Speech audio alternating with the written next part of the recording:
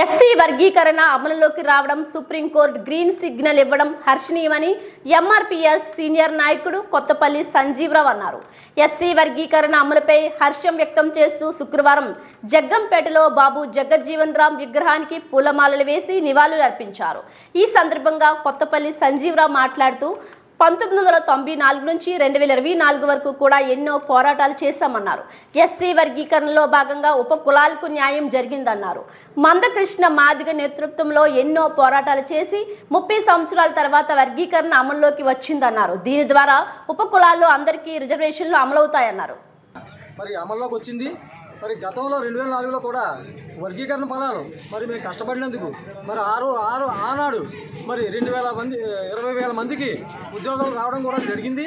మరి కృష్ణాని గారు ప్రతిఫలం, మరి మేము అందరూ కష్టపడిన ప్రతిఫలం.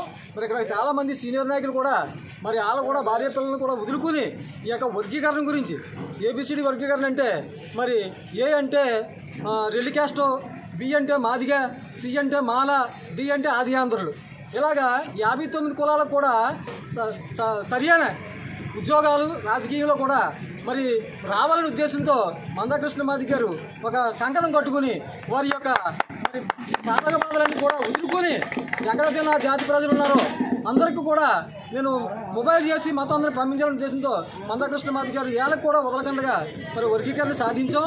మరి ప్రతి ఒక్కరు కూడా ఏబిసిడి అంటే మరి సి కేటగిరీలో ఉన్నటువంటి వాళ్ళకి మాలకి జగ్గంపేటలో ఎస్సీ రిజర్వ్ అయింది అనుకోండి, అది మాలనే చేయాలి పోటీ.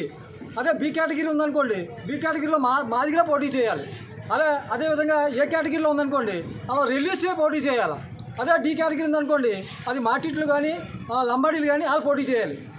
ఆ రిజర్వేషన్ హై స్కూల్లో 10 ఉద్యోగాలు ఉన్నాయనుకోండి అదే కేటగిరీలో మరి చేయాలనే ఉద్దేశంతో మందకృష్ణ మాదిగ గారు ఇప్పటికీ కూడా మరి ఈ వర్గీకరణకి మరి 7గురిని కమిటీ చేసి అందులో 6గురు ఒకే చేశారు, ఒకరు జీరోలో ఉన్నారు.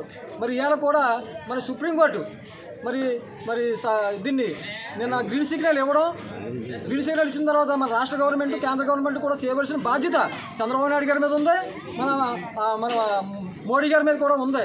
అది కూడా నెరవేరుస్తుందని చెప్పేసి కూడా నేను ఆశిస్తూ ప్రతి ఒక్క మాదిగలు కూడా మన పిల్లల్ని బాగా చదివించుకున్నట్లయితే ఈ వర్గీకరణ ఫలాలన్నీ కూడా మన పిల్లలందరూ కూడా బాగుంటాయని చెప్పేసి ఈ సభాపూర్వకంగా మరి అవకాశం ఇచ్చినటువంటి మరి పెద్దలందరూ కూడా నా హృదయపూర్వక నమస్కారాలు.